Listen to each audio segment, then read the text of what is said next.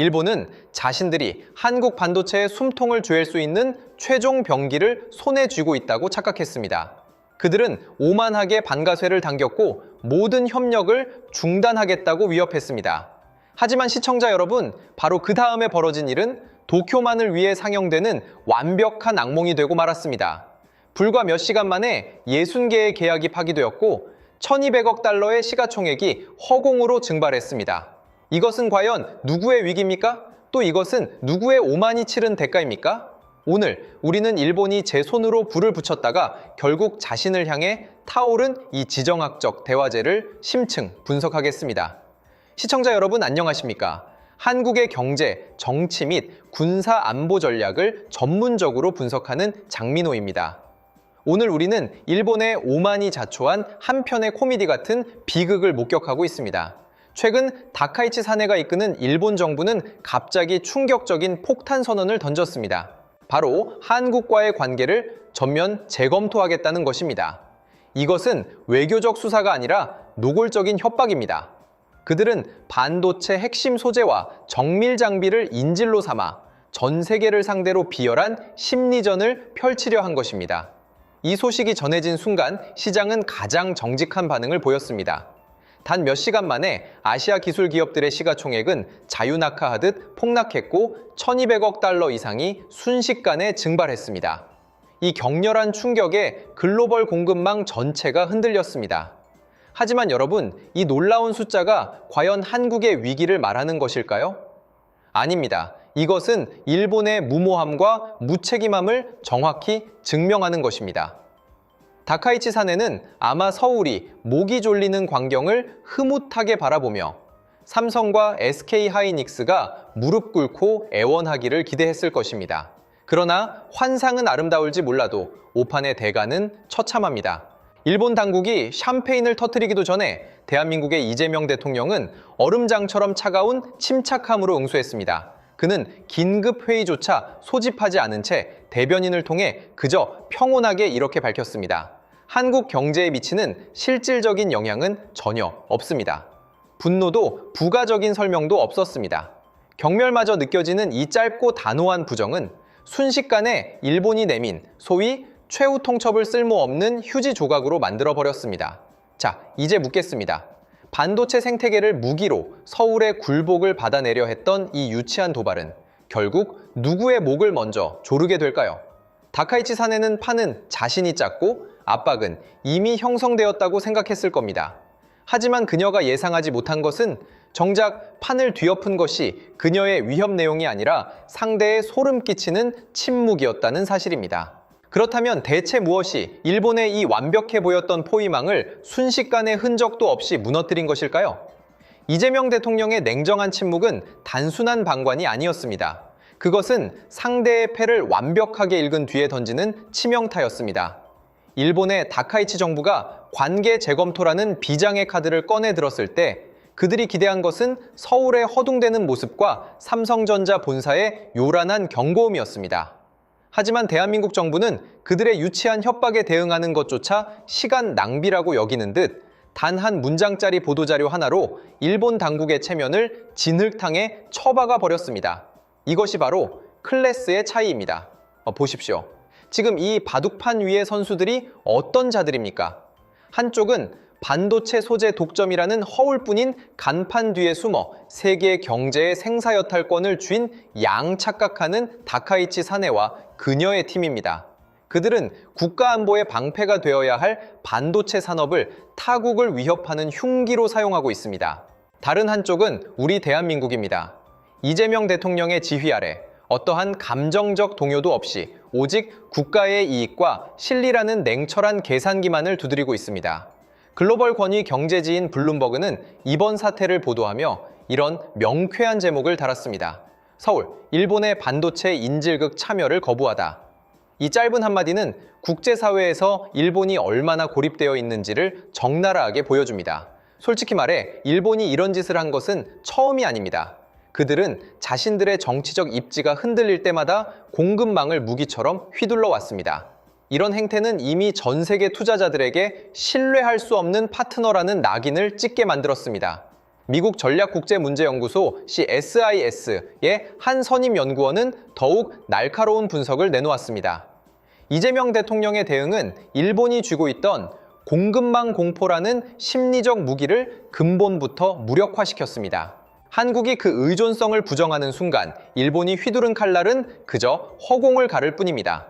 실제로 삼성전자와 SK하이닉스는 이 소동 속에서도 평온함을 유지했습니다.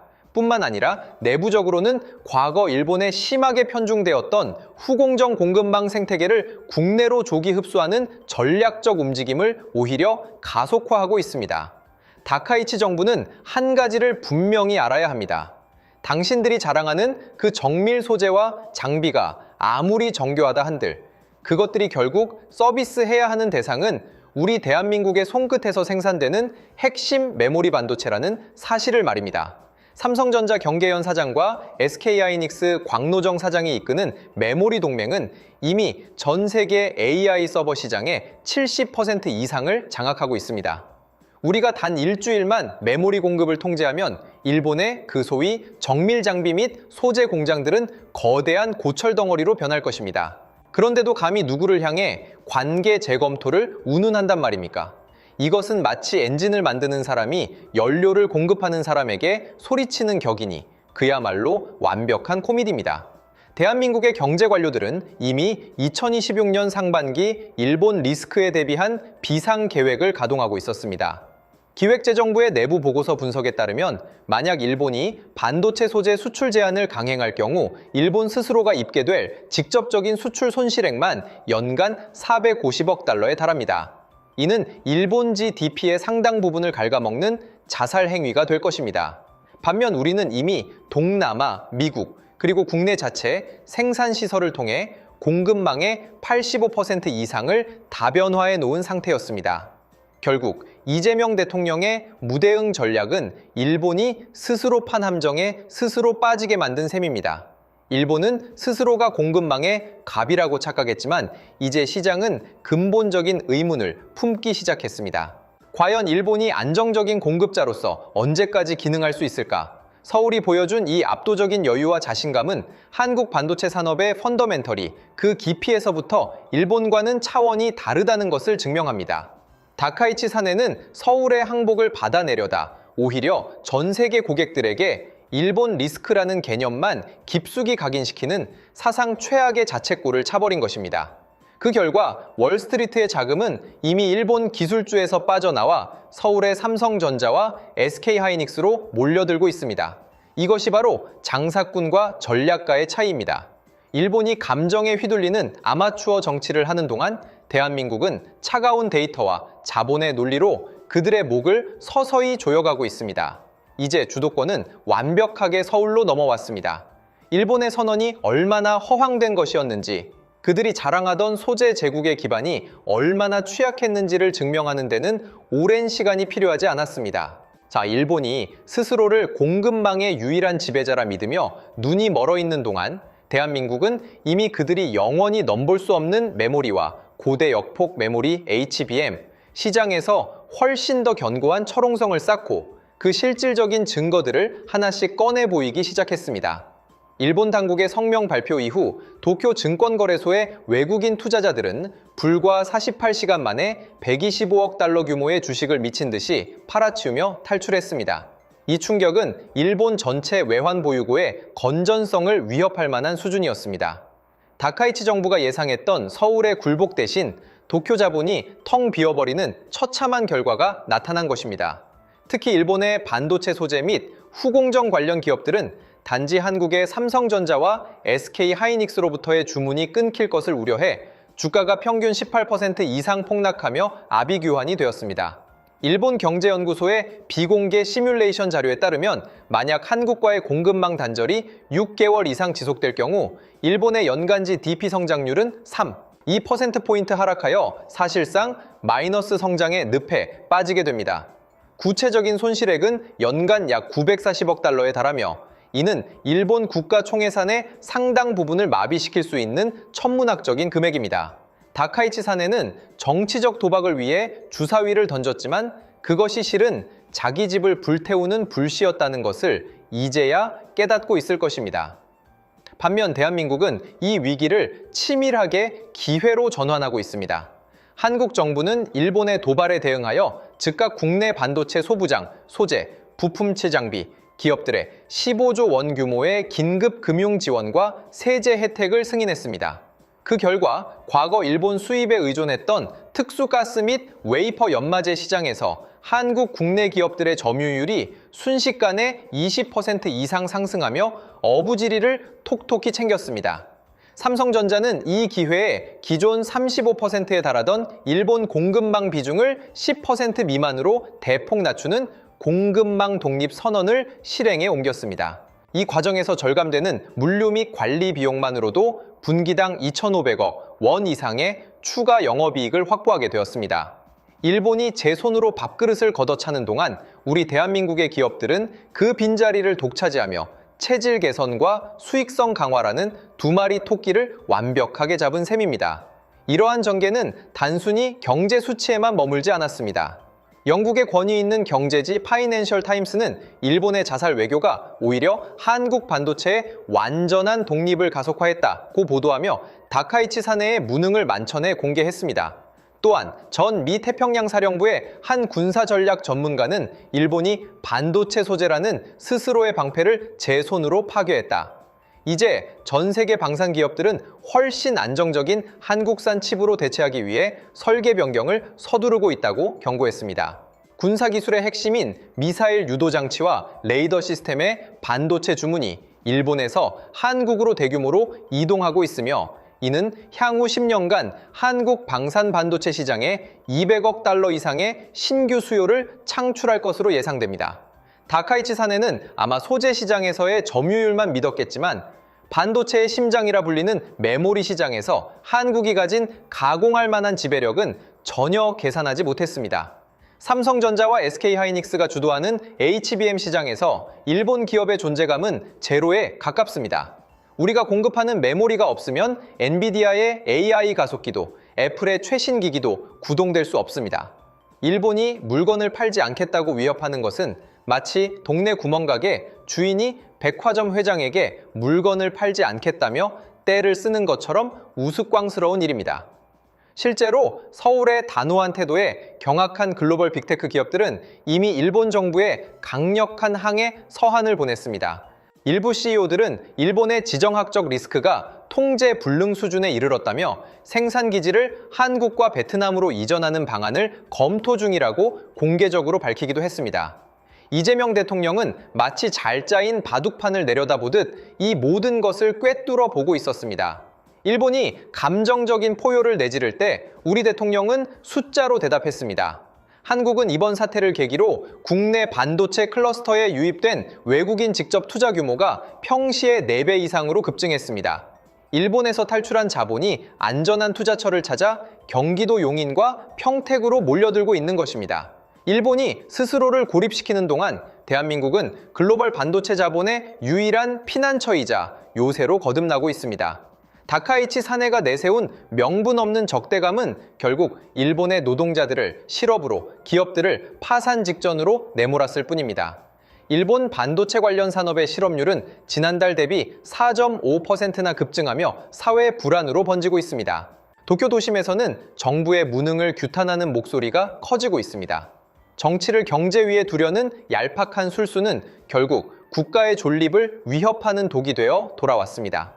반면 우리 대한민국 국민들은 이재명 대통령의 결단력 있는 리더십 아래 국가적 자긍심이 고취되었고 메이드 인 코리아의 권위를 세계 시장에 다시 한번 확인시켰습니다. 이제 전 세계는 똑똑히 목격하고 있습니다. 진정한 공급망의 주인은 목소리를 높이는 자가 아니라 대체 불가능한 기술을 쥐고 침묵하는 자라는 사실을 말입니다. 일본이 과거의 영광에 취해 자멸의 길을 걷는 동안 대한민국은 이미 일본이 추격할 의지조차 잃게 만들 압도적인 격차를 벌려놓았습니다. 다카이치 사내 정부의 몰락은 이제 시간 문제이며 그들이 최종적으로 감당해야 할 경제적 손실은 감히 추정조차 할 수 없는 수준으로 불어나고 있습니다. 이렇게 일본의 어설픈 도발은 완벽하게 분쇄되었고 서울의 완승 구도가 굳어졌습니다. 이제 시장의 관심은 양국 간의 갈등을 넘어 더 거대한 흐름으로 향하고 있습니다.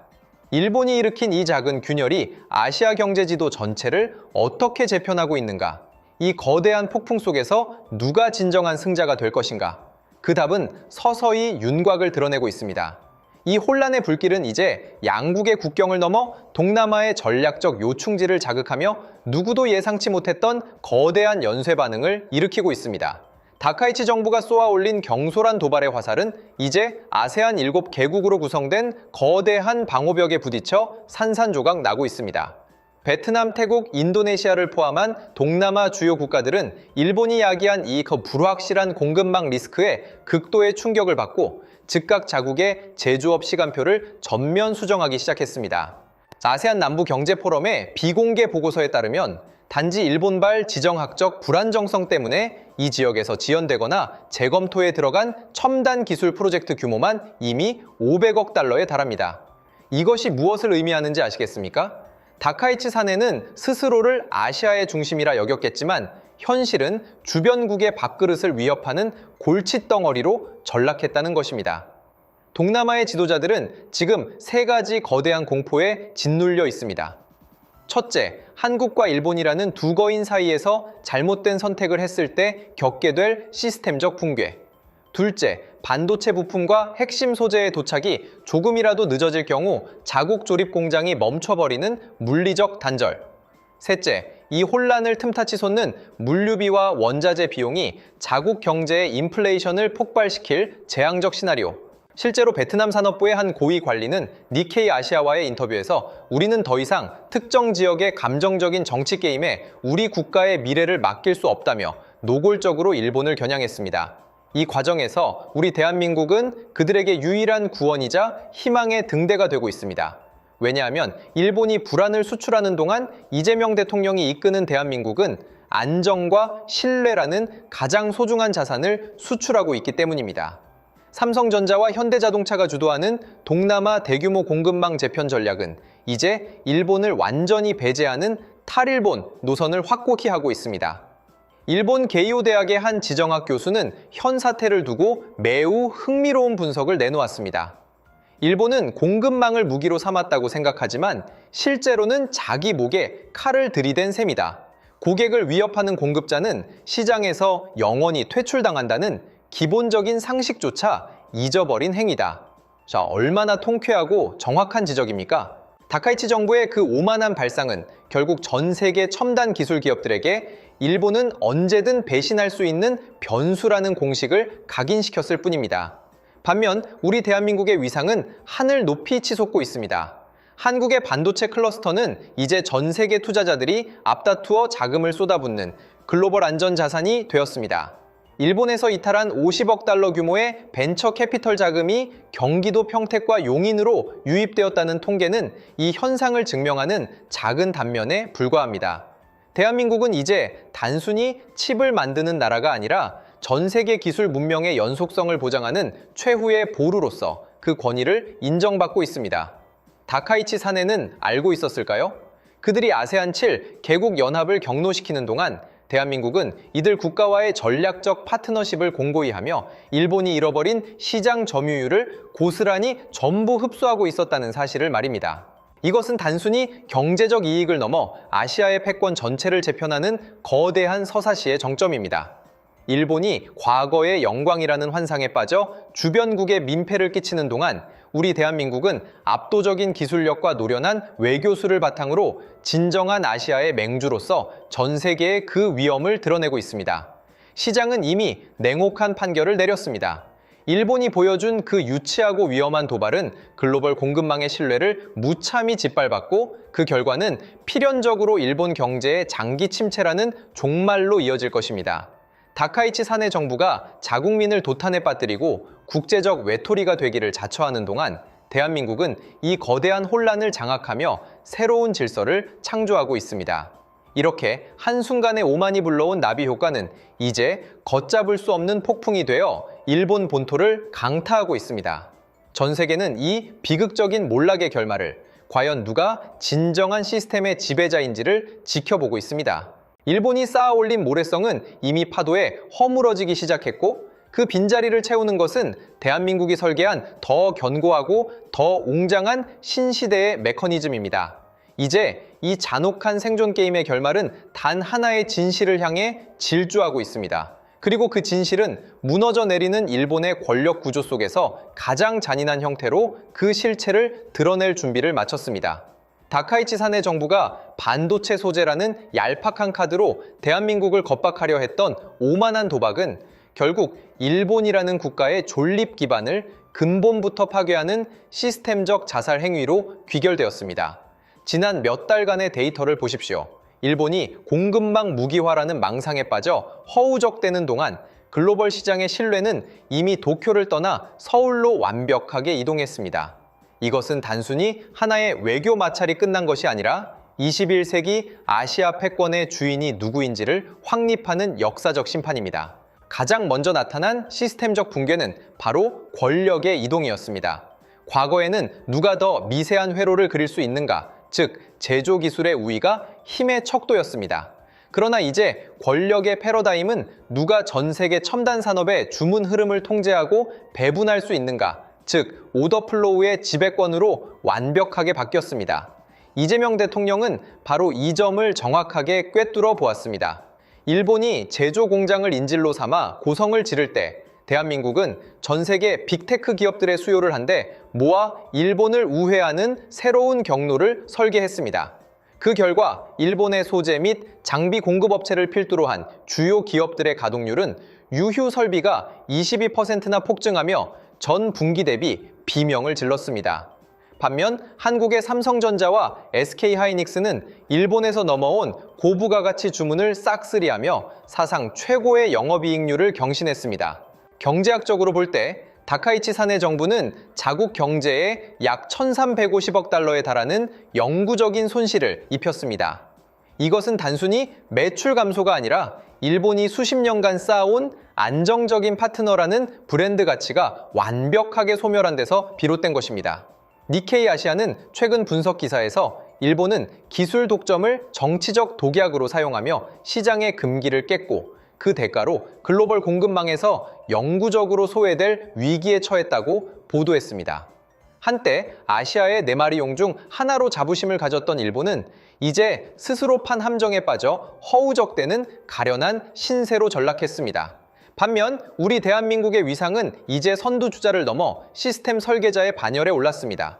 이재명 대통령의 결단력 있는 대응은 한국을 단순한 반도체 제조국에서 글로벌 경제 안보의 중심축으로 격상시켰습니다. 전 세계 투자자들은 이제 한국이 없으면 세상이 멈춘다는 것을 피부로 느끼고 있습니다. 실제로 한국 반도체 클러스터에 유입된 외국인 직접 투자는 전년 동기 대비 450%라는 기록적인 수치를 달성했습니다. 이것이야말로 진정한 국력의 차이입니다. 얄팍한 술수로 상대를 위협하는 일본과 달리 대한민국은 압도적인 기술 격차와 노련한 전략으로 전 세계를 발 아래에 두고 조율하고 있습니다. 다카이치 사내는 자신의 정치 생명을 연장하기 위해 국가의 미래를 팔아넘겼습니다. 그러나 그 결과는 처참합니다. 일본 내부 여론은 이미 폭발 직전입니다. 도쿄경제인 연합회는 정부의 무지한 도발이 일본 기업들의 목을 조르고 있다며 다카이치 사내의 퇴진을 압박하고 있습니다. 한 나라의 지도자가 국제 정세의 흐름조차 읽지 못하고 감정적인 배타성만을 앞설 때 그 나라가 어떻게 몰락하는지를 일본은 몸소 증명하고 있습니다. 실로 유치하고 어리석은 리더의 전형입니다. 군사적으로도 일본은 제 손으로 자신의 방호벽을 허물었습니다. 전 미태평양 사령부의 한 안보 전문가는 일본의 공급망 리스크는 곧 안보 리스크다. 미국을 위시한 서방 국가들이 일본산 부품 의존도를 낮추기 시작했다는 것은 일본을 보호해야 할 경제적 명분이 사라지고 있다는 의미라고 경고했습니다. 일본이 스스로를 고립시키는 동안 우리 대한민국은 폴란드, 루마니아 등 유럽 국가들과 800억 달러 규모의 대규모 방산 계약을 체결하며 글로벌 안보 파트너로서의 입지를 굳혔습니다. 이제 전 세계는 불안한 일본 대신 강하고 믿을 수 있는 대한민국을 자신의 생존을 위한 유일한 파트너로 선택하고 있습니다. 결국 이 거대한 바둑판의 최종 승자는 누구입니까? 다카이치 사내의 오만이 일본의 쇠락을 앞당기는 동안 대한민국은 아시아를 넘어 전 세계 첨단 기술 질서의 새로운 주인으로 우뚝 섰습니다. 우리는 이제 더 이상 일본을 뒤쫓는 추격자가 아니라 그들이 감히 넘볼 수 없는 성벽 위에서 호령하는 위치에 있습니다. 일본이 과거의 환영 속에서 쇠락의 눈물을 흘릴 때 대한민국은 찬란한 비상의 날개를 펴고 새로운 시대의 지배자로 군림하고 있습니다. 이재명 대통령이 보여준 이 압도적인 승리는 우리 국민들에게 거대한 자부심을 안겨주었습니다. 대한민국은 이제 누구의 눈치도 보지 않습니다. 우리가 우리의 길을 가면 세계가 우리의 발걸음을 따라 움직입니다. 쓰러져가는 일본의 권력 구조와 대비되는 우리의 강성함은 21세기 대한민국이 맞이할 위대한 번영의 시작에 불과합니다. 다카이치 사내 정부의 몰락은 이제 거스를 수 없는 역사의 필연입니다. 그들이 남긴 폐허 위에는 대한민국이 설계한 더 정교하고 더 강력한 새로운 글로벌 메커니즘이 세워지고 있습니다. 일본이라는 섬나라에 속한 잔혹한 겨울은 이미 시작되었고 그 추위의 끝에서 그들은 자신들이 저지른 오판의 대가가 얼마나 뼈아픈 것이었는지를 영원히 기억하게 될 것입니다. 이처럼 명확한 권력의 재편과 시스템적 승리는 이제 단순한 경제 데이터를 넘어 전 세계 모든 국가가 따라야 할 새로운 생존 법칙으로 확립되었습니다. 이 장대한 서사시의 마지막 장은 이제 막후에서 조용히 움직이던 진정한 설계자들이 전면으로 나서며 이미 뒤집힌 운명의 수레바퀴를 완벽하게 멈춰 세울 결정적인 순간을 향해 숨죽여 나아가고 있습니다. 앵커, 첫 번째 소식은 여기까지입니다. 이어서 다음 소식 심층적으로 알아보겠습니다. 지금 중동의 심장부에서 누구도 예상치 못했던 거대한 충돌이 터졌습니다. 테헤란의 어설픈 도박이 완벽하게 분쇄되고 1억 달러가 공중에서 증발하며 전례 없는 코미디가 펼쳐졌습니다. 절대로 일어나서는 안 될 일이 일어났고 누군가는 그 혹독한 대가를 치르고 있습니다. 이란이 두바이 상공으로 기습적으로 퍼부은 37발의 섬광탄을 장착한 값싼 미사일과 드론. 이것은 아랍에미리트 방공망의 전력 50%를 강제로 소모시키려는 얄팍하고 오만한 경제 소모전이었습니다. 하지만 그들의 넓고 조잡한 무기체계는 대한민국이 빚어낸 강철 방패 앞에서 완벽하게 짓밟혔습니다. 한국산 방공 시스템 청웅기가 96%라는 경이적인 요격률로 이란의 1억 달러짜리 불꽃놀이를 마치 맹렬히 조롱하듯 공중에서 분쇄해버린 것입니다. 이 처참한 현실 앞에서 전시 권력을 장악하려던 모즈타바 하메네이와 이란 수뇌부는 극도의 충격과 분노에 휩싸였습니다. 두바이의 핵심 시설이 잿더미가 될 것이라 장담했던 그들의 오만은 결국 완벽한 수치심으로 귀결되었습니다. 반면 아랍에미리트 대통령 무함마드 빈 자예드 알라의안의 대응은 명확하고 단호했습니다. 그는 즉각 한국의 이재명 대통령에게 긴급 연락을 취했습니다. 그리고 전 세계가 원유 확보에 혈안이 된 위기 상황에서 무려 2,400만 배럴의 원유를 한국에 최우선적으로 공급하겠다는 경이로운 약속을 했습니다. 그런데 이 처참한 지정학적 참패 소식을 들은 일본의 다카이치 사내 총리는 무엇을 하고 있었을까요? 그녀는 최악의 타이밍에 미국으로 날아가 물류비가 비싸 실효성도 없는 알래스카산 원유를 위해 꼬리를 흔들며 구걸하는 텅 빈 내각의 무능을 전 세계에 생중계했습니다. 자, 여기서 우리는 본질적인 질문을 던져야 합니다. 과연 한국의 무기는 어떻게 이란이라는 거대 국가의 목을 틀어쥐고 중동의 판도를 순식간에 뒤집었는가? 그리고 체면을 목숨보다 중시하는 다카이치 내각은 왜 한국의 발끝조차 따라가지 못하고 절망의 나락으로 추락하고 있는가? 지금부터 이 거대한 권력 이동과 그 뒤에서 발버둥치는 진짜 플레이어들의 실체를 완벽하게 해부하겠습니다. 테헤란의 이 어리석은 도발과 다카이치 내각의 한심한 실책을 이해하기 위해서는 지금 중동과 동북아의 바둑판을 주도하는 핵심 권력자들의 적나라한 실체부터 해부해야 합니다. 첫 번째 분석 대상은 1억 달러라는 거금을 공중에서 태우고도 자신의 군사적 무능을 인지하지 못하는 이란의 알리 하메네이와 그의 이슬람 혁명 수비대 수뇌부입니다. 그들은 대당 2만 달러에 불과한 샤헤드 136 자폭 드론과 파테 110 탄도미사일을 섞어 쓰도면 아랍에미리트의 첨단 방공망을 교란하고 막대한 경제적 출혈을 강요할 수 있을 것이라 순진하게 믿었습니다. 이것은 전형적인 가난한 자의 전술이며 50%에 달하는 치명적인 국내 인플레이션과 국가 부도 위기 속에서 내부 불만을 외부로 돌리려는 독재 정권의 얄팍한 발버둥에 불과했습니다. 그들은 아랍에미리트가 과거처럼 발당 300만, 400만 달러에 달하는 미국의 패트리엇, 요격 미사일에만 의존할 것이라 착각했습니다. 만약 아랍에미리트가 패트리엇으로만 방어했다면 이란의 고작 1억 달러짜리 공세에 대응하기 위해 방어 비용만 최소 5억 달러 이상을 쏟아부어야 하는 구조적 모순에 빠졌을 것입니다. 하지만 무함마드 아랍에미리트 대통령은 테헤란의 늙고 오만한 성직자들보다 훨씬 영리하고 실용적인 군주였습니다. 그는 이미 수년 전부터 중동의 낡은 안보 패러다임을 폐기하고 압도적인 가성비와 실전 타격 능력이 증명된 대한민국 천궁I를 35억 달러를 들여 도입함으로써 게임의 규칙을 완전히 바꿔놓았습니다. 이 탁월한 지정학적 배팅은 국가의 심장부인 바라카 원전과 제벨 알리앙의 거대 정유시설을 테헤란의 불바다 위협으로부터 완벽하게 구해냈습니다. 여기서 우리는 대한민국이 쟁취한 경이로운 국익의 실체를 목격하게 됩니다. 이란 미사일이 추락한 직후 아랍에미리트는 전 세계가 에너지 공급망 붕괴에 공포에 떠는 와중에 대한민국을 향해 파격적인 결정을 내렸습니다. 무려 2,400만 배럴의 원유를 가장 우선적으로, 가장 신속하게 공급하겠다는 것입니다. 국제유가 배럴당 80달러를 기준으로 환산하면 이는 순식간에 약 19억 2천만 달러에 달하는 거대한 전략 물자를 확보한 셈입니다. 이것은 단순히 돈을 주고 석유를 사는 차원을 넘어 대한민국의 국방기술이 피비린내 나는 중동 사막의 모래바람 속에서 가장 확실한 생명보험으로 인정받았다는 통쾌한 승리입니다. 반면 이 찬란한 대한민국의 외교 안보 성과 앞에서 완벽하게 짓밟히고 조롱당한 것은 바로 일본의 다카이치 사내 총리와 그녀의 내각입니다. 중동 에너지 위기가 터지자마자 다카이치는 자국 에너지 안보 수호라는 명분으로 허둥지둥 워싱턴으로 날아갔습니다. 그녀가 내놓은 대책이란 고작 트럼프 행정부의 바짓가랑이를 붙잡고 알래스카 원유 공동 비축 계획이라는 허황된 신기루를 구걸하는 것이었습니다. 이것이 얼마나 경제 상식이 결여된 치명적인 코미디인지 아십니까?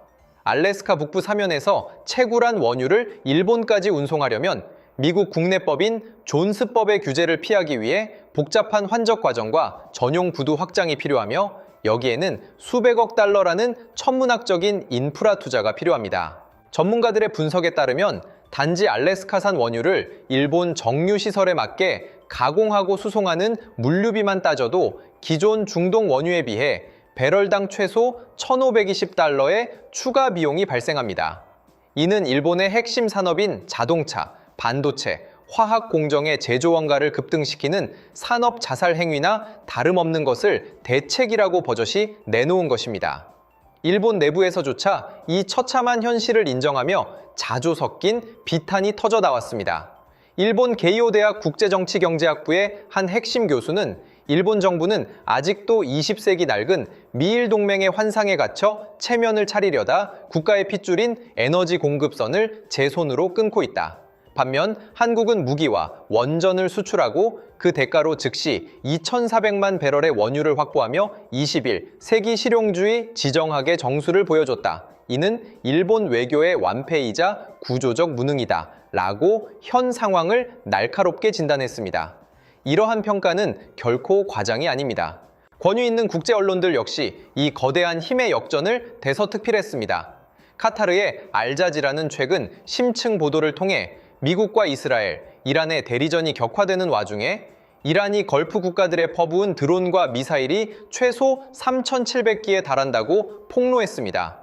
그리고 이 거대한 화력의 중심에서 아랍에미리트가 그 어떤 나라보다 완벽하게 영공을 방어했으며 그 배후에는 한국산 요격 시스템의 경이로운 활약이 있었다고 명확히 지적했습니다. 미국의 경제 전문지 블룸버그 또한 사설을 통해 걸프 지역의 지정학적 화폐는 더 이상 오일 달러가 아니다. 정밀 타격과 첨단 방공망을 제공할 수 있는 국가와의 안보 동맹이다. 대한민국은 이 틈새를 파고들어 미국의 빈자리를 대체하며 중동의 새로운 무기 브로커이자 전략적 맹주로 부상하고 있다. 고 직격탄을 날렸습니다. 이것이 국제사회가 보는 냉엄한 현실이자 테헤란 수뇌부와 도쿄의 다카이치 내각이 필사적으로 외면하고 싶은 굴욕적인 진실입니다. 이라는 자신들의 재래식 무기로는 도저히 한국의 방어망을 뚫을 수 없다는 절망에 일본은 생명줄과 같은 원유를 한국에 고스란히 빼앗기는 것을 지켜보면서도 아무런 유효한 대책을 내놓지 못하는 국제적 외톨이로 전락한 것입니다. 워싱턴의 전략국제문제연구소 CSIS의 한 선임 연구원은 이번 사태의 본질을 이렇게 통찰했습니다. 이란이 자랑하던 비대칭 전력, 즉 저비용 고효율의 드론 폭격 전술은 한국의 hit to kill, hit to kill 기술 앞에서 전략적 파산을 선고받았다. 무함마드 대통령이 한국의 이재명 대통령에게 보여준 무한한 신뢰는 단순히 무기를 사고 파는 행위를 넘어 중동의 안보축이 아시아의 진정한 군사경제 강국인 대한민국으로 급격히 기울고 있다는 역사적 전환점이다. 대한민국은 단순히 무기를 팔아 돈을 버는 것이 아닙니다. 우리는 중동 에너지 심장부를 지켜준 대가로 가장 확실한 자원 안보를 실현했고 동시에 잠재적 적국과 경쟁국들에게 감히 대한민국의 시스템을 무시했다가는 어떤 결말을 맞게 되는지를 명확히 각인시켰습니다. 1억 달러를 쓰고도 허공에 주먹질만 해야 했던 이란 혁명수비대의 분노, 그리고 동맹의 그늘에 숨어 계산기만 두드리다 모든 기회를 상실한 다카이치 일본 내각에 비해 이것은 잔혹한 국제정치 무대에서 실력 없는 자들이 겪어야 할 필연적인 비극입니다. 그러나 공중에서 분쇄된 이란의 자존심과 방공망에서의 굴욕은 그들이 마주할 진짜 지옥의 시작에 불과했습니다. 테헤란의 하늘길이 막히자 분노의 이성을 잃은 세력은 이제 그들의 땅과 바다에서 마지막 발악을 준비하며 걷잡을 수 없는 업화에 불을 붙였습니다. 알리 하메네이와 그의 아들 모즈타바 하메네이가 통제하는 이슬람 혁명 수비대는 공중에서의 굴욕을 만회하기 위해 극단적이고 자멸적인 카드를 꺼내 들었습니다. 바로 호르무즈 해협의 전면 봉쇄입니다. 그들은 수십 척의 소형 고속정과 폭약을 가득 실은 자폭 무인정을 벌떼처럼 동원하여 아랍에미리트와 사우디아라비아의 유조선을 위협하는 이른바 벌떼 전술을 감행했습니다. 그러나 이 무모한 도발이 불러온 결과는 이란 해군력의 완벽한 붕괴와 천문학적인 재정 손실이었습니다. 이란 혁명수비대는 불과 72시간 만에 해상 비대칭 전력의 핵심이던 최신형 고속정과 무인정 48척을 잃었습니다. 이를 건조하고 무장하는 데 투입된 금액으로 환산하면 최소 6,500만에서 8천만 달러에 달하는 거대한 군사자산이 호르무즈 해협의 차가운 바닷속으로 수장된 것입니다.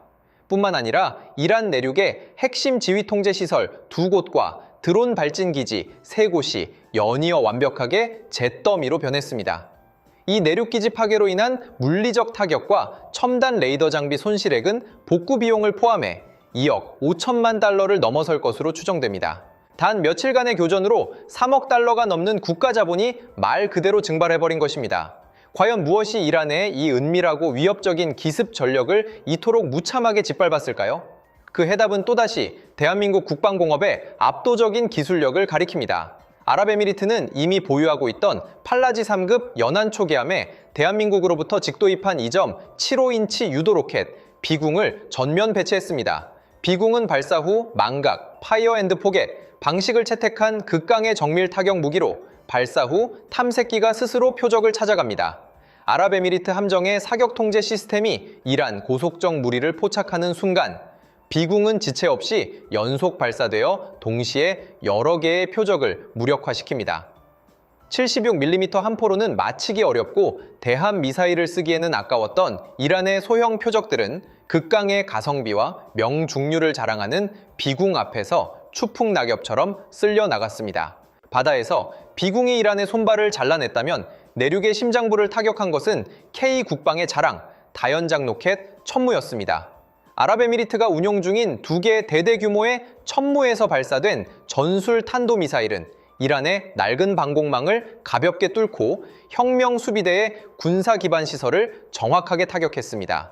미국의 하이마스보다 2배 이상 많은 압도적인 화력을 뿜어낼 수 있는 천무의 위력 앞에서 이란 수뇌부는 자신들의 영토 복판조차 더 이상 안전지대가 아니라는 뼈아픈 현실을 체험해야 했습니다. 이 끔찍한 타격에 대한 이란 정권의 반응은 비열하고 억압적이었습니다. 테헤란 당국은 즉각 전국적인 인터넷 검열을 강화하고 통신을 차단했습니다. 그들은 SNS에 혁명 수비대의 해상작전 실패와 막대한 손실 규모를 유포한 국내 군사 블로거와 기자 등 180여 명을 반국가 선동 혐의로 한밤중에 긴급 체포했습니다. 하지만 진실은 가릴 수 없었습니다. 경제적 충격은 이미 이란 국민의 삶을 파괴하고 있었습니다. 무의미한 전쟁 비용 지출로 이란 리알화의 가치는 암시장에서 30% 이상 폭락했고 실질 물가 상승률은 60%를 돌파했습니다. 테헤란 남부공단과 주요 항구에서는 임금을 받지 못한 노동자들의 파업이 들불처럼 번졌고 시민들은 식료품을 사재기하기 위해 텅 빈 마트 앞에서 아우성쳤습니다.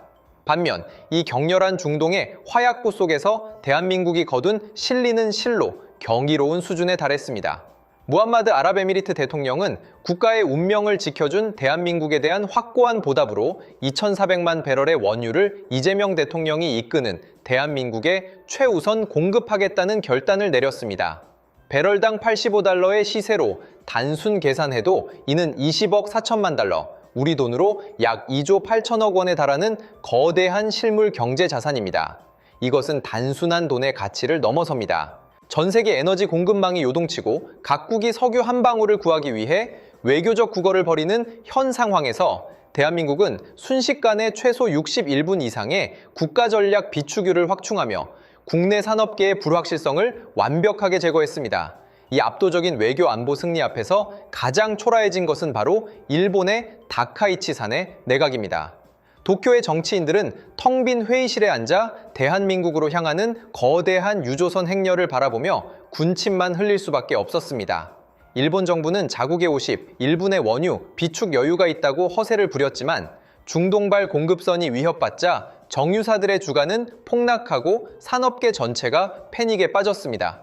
다카이치 총리가 미국에 매달려 실효성도 없는 알래스카 원유 도입 방안을 검토하며 외교력을 낭비하는 동안 그녀는 자국 경제의 명운을 지킬 수 있는 어떠한 실질적이고 즉각적인 결단도 내리지 못하며 완벽한 무능을 증명했을 뿐입니다.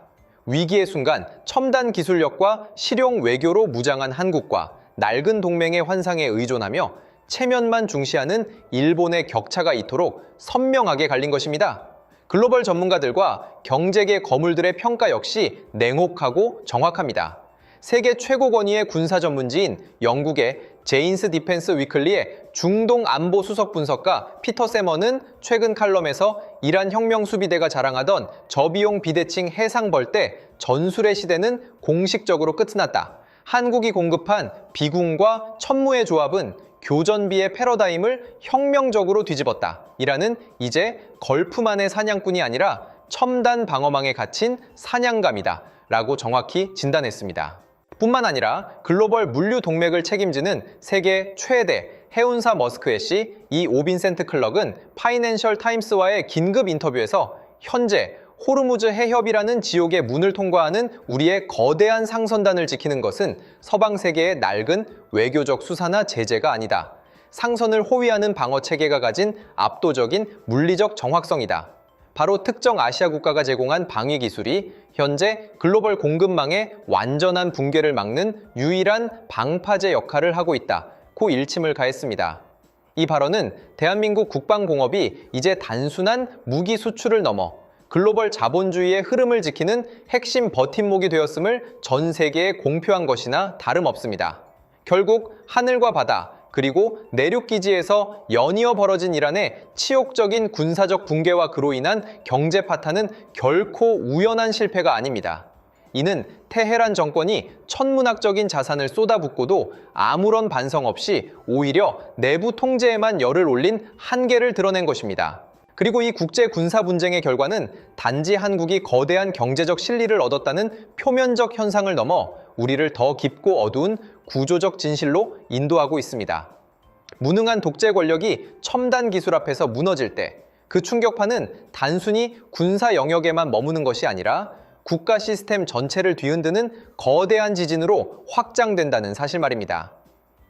이란의 알리 하메네이와 이슬람 혁명 수비대가 호르무즈 해협과 두바이 상공에서 겪은 치욕적인 패배는 결코 단순한 전술적 실책이나 일회성 군사작전의 실패가 아닙니다.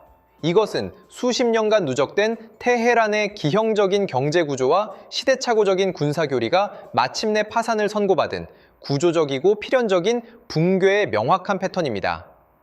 과거 베네수엘라가 방만한 포퓰리즘과 산업 기반의 부재로 하루아침에 국가 부도라는 공포의 궤적에 들어섰던 것처럼 지금 이란은 그 어느 때보다 빠른 속도로 그 전철을 완벽하게 되밟고 있습니다. 그렇다면 우리는 여기서 이란이라는 국가가 마주한 치명적인 내부 경제 지표들을 냉정하게 해부해 볼 필요가 있습니다. 수억 달러의 국가 예산을 무의미한 미사일 도발과 드론 공격으로 공중에 흩뿌리는 동안 이란의 실물 경제는 그야말로 회복 불능의 나락으로 떨어졌습니다. 세계은행과 국제통화기금의 비공개 추산 자료에 따르면 최근 이란의 청년 실업률은 45%라는 경이적인 숫자를 돌파했습니다. 국가의 미래를 짊어져야 할 20대와 30대의 절반이 일자리를 잃고 거리를 헤매고 있으며 외환 보유고는 서방의 제재와 맹목적인 군비 지출로 150억 달러 이하로 쪼그라들었습니다. 더욱 절망적인 것은 자본의 대규모 해외 도피 현상입니다. 영국의 경제 분석 기관들은 지난 2년간 이란 내부의 특권층과 기업가들이 이웃 국가인 터키와 두바이의 비밀 계좌로 빼돌린 자금만 무려 250억 달러에 달한다고 연이어 폭로했습니다. 국가의 핏줄이 콸콸 새어나가는 상황에서 모즈타바 하메네이를 필두로 한 권력 추종 세력들은 여전히 낡아빠진 이념의 잣대를 휘두르며 무고한 시민들을 탄압하는 데에만 열을 올리고 있습니다. 이것이 바로 파멸을 앞둔 시스템이 보여주는 가장 전형적이고도 절망적인 패턴입니다. 이란의 이러한 파멸적 패턴과 완벽한 대조를 이루며 21세기 새로운 국가 번영에 찬란한 금자탑을 쌓이에서 올리고 있는 나라가 바로 이재명 대통령이 이끄는 대한민국입니다. 대한민국은 중동의 위기를 단순한 강 건너 불구경으로 치부하지 않고 국가의 명운이 걸린 전략적 기회로 완벽하게 전환시켰습니다. 무함마드 아랍에미리트 대통령이 한국의 천공2, 비궁, 그리고 천무 다연장의 실전 능력을 두 눈으로 확인한 뒤 2,400만 배럴의 원유를 한국에 우선 공급하기로 결정한 것은 단순한 경제 거래가 아닙니다. 이 막대한 물량은 대한민국의 정유산업, 석유화학, 반도체 및 자동차 제조업 등 국가 핵심 산업 생태계가 최소 6개월 이상 중동발 에너지 쇼크체 완벽한 면역력을 갖추게 됨을 의미합니다. 한국경제위기관리센터의 분석에 따르면 이번 2,400만 배럴의 원유 적시 확보는 글로벌 유가 폭등으로 발생할 수 있었던 약 45억 달러, 우리 돈으로 무려 6조 원에 달하는 막대한 수입 물가 상승 압력을 사전 차단하는 거대한 거시경제 방어 효과를 창출했습니다. 무기체계라는 첨단 기술 수출이 곧바로 국가 에너지를 수호하는 가장 강력한 화폐로 기능하는 것. 대한민국은 이러한 지정학적 이익 창출에 가장 완벽하고도 압도적인 성공 모델을 전 세계에 증명해 보인 것입니다. 대한민국이 이처럼 눈부신 성과를 거두며 포식자로서 글로벌 무대에 군림하는 동안 과거 아시아의 맹주를 자처하던 일본의 상황은 어떻습니까? 도쿄의 다카이치 사내 총리와 그녀의 무능한 내각은 이 거대한 세계사적 변혁 앞에서 완벽하게 방향을 잃고 우왕좌왕하는 처참한 희극을 연출하고 있습니다. 일본 역시 이란과 마찬가지로 거대한 구조적 위기라는 수렁에 빠져 있습니다. 과거 잃어버린 30년이라 불렸던 일본 경제의 침체는 이제 외교, 안보, 그리고 국가위기관리 시스템 전반의 마비로까지 번졌습니다. 원유의 90% 이상을 중동에 의존하는 구조적 취약점을 안고 있으면서도 일본 정부는 자국의 독자적인 안보 구축이나 전략적 파트너십 확보는 뒷전으로 한 채 오로지 미국의 바짓가랑이만 붙잡고 있습니다. 다카이치 총리가 알래스카 원유 공동 비축이라는 신기루를 좇으며 국가 예산을 낭비하는 행태는 1970년대 석유 파동 당시 일본이 전 세계를 돌며 구걸 외교를 벌였던 굴욕적인 역사를 과거보다 더 한심한 모습으로 재현하고 있는 가장 부끄러운 패턴입니다. 일본 내각의 이런 처참한 실책과 시스템의 붕괴는 이미 일본 내부 지성사회에서 처절한 비판의 대상이 된 지 오래입니다. 도쿄의 국제안보 및 경제구조 분석 권위자인 사토 켄지로 교수는 요미우리 신문과의 특별 대담에서 일본 정부를 향해 융단 폭격 같은 비판을 쏟아냈습니다. 그는 지금 다카이치 내각이 보여주는 무능은 단순한 정책 오판이 아니다. 이는 일본이라는 국가 시스템 자체가 가진 심각하고 치명적인 구조적 위기를 드러내는 것이다. 한국이 자체 개발한 방어 무기로 중동의 지정학적 판도를 바꾸고 실질적인 에너지 자원을 독점하는 동안 일본은 낡아빠진 미일 동맹 매뉴얼만 뒤적이다 모든 골든타임을 놓쳤다. 이는 1945년 패전 이후 일본 외교사에 기록될 가장 참혹하고 치욕적인 실패 패턴이 될 것이다 라고 말했습니다. 일본 최고의 지성조차 자국의 무능을 인정하고 대한민국의 압도적인 전략적 우위를 경외의 눈으로 바라볼 수밖에 없는 것이 지금의 부인할 수 없는 냉혹한 현실입니다. 이러한 패턴의 선명한 대비는 국제 금융시장과 글로벌 경제의 핵심 지표에서도 뚜렷하게 나타나고 있습니다. 월스트리트 저널과 파이낸셜 타임스 등 세계 최고의 경제지들은 최근 특집 기사를 통해 대한민국을 글로벌 무기 시장과 에너지 공급망을 잇는 새로운 패러다임의 창조자라고 극찬했습니다. 실제로 아랍에미리트가 한국산 무기 체계에 대한 전적인 신뢰를 바탕으로 50억 달러 규모의 추가 국방, 인프라 투자 계약을 논의 중이라는 소식이 전해지자 대한민국의 핵심 방산 기업인 한화, LIG넥스원, KAI의 주가는 글로벌 증시의 부진 속에서도 연일 사상 최고가를 경신하며 폭등세를 이어갔습니다. 외국인 투자자들의 거대한 자본이 대한민국의 방산, 정유, 조선업으로 쇄도하고 있으며 이는 다시 국가 GDP의 가파른 상승과 양질의 일자리 창출이라는 선순환으로 이어지고 있습니다. 반면 에너지를 확보하지 못한 일본의 니케이 지수는 인플레이션 공포와 기업 실적 악화 우려로 끝없는 하락세를 이어가고 있으며 엔화 가치 역시 다시금 추락을 거듭하며 경제 펀더멘털 자체의 붕괴를 예고하고 있습니다. 우리가 지금 목도하고 있는 것은 단순히 중동의 국지적 분쟁이 아닙니다. 기술력이 없는 독재 정권은 내부에서부터 썩어 문드러지며 자멸하고 결단력이 없는 낡은 경제 대국은 변화하는 세계의 속도를 따라잡지 못해 스스로 도태되고 있습니다. 오직 압도적인 기술 혁신과 실용주의적 결단력으로 무장한 대한민국만이 이 거대한 혼돈의 패턴 속에서 승자의 자리를 독점하고 있는 것입니다. 존경하는 시청자 여러분, 우리가 오늘 본 이 모든 것은 단순히 국가 간의 승패를 넘어 생존과 발전에 대한 보편적인 가치를 더 깊이 드러내고 있습니다. 첫째, 진정한 국력은 외부의 위협이나 의존이 아닌 내재된 혁신과 실력에서 나옵니다. 일본의 경제적 협박이든 이란의 군사적 도발이든 결국 스스로의 실력이 텅 비어 있었기에 웃음거리로 전락했습니다. 반면 한국의 승리는 수십 년간 이어진 기술 개발과 전략적 해안 위에 세워졌습니다. 둘째, 오만과 근신은 국가 쇠락의 촉매제입니다. 과거의 영광에 취해 낡은 방식으로 새로운 시대의 문제를 풀려 하면 결국 시대의 흐름에 도태될 뿐입니다.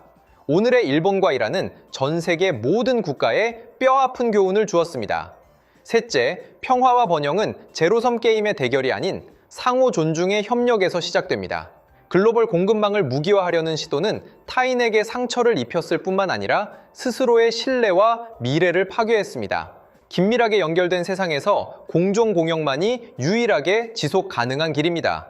우리가 피와 땀으로 세우고 지켜온 대한민국은 더 이상 강대국의 눈치를 보며 생존을 구걸하던 과거의 약소국이 아닙니다.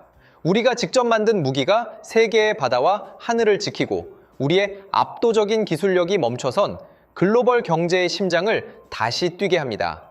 우리는 진정한 룰메이커이며 세계 무대의 중심축입니다.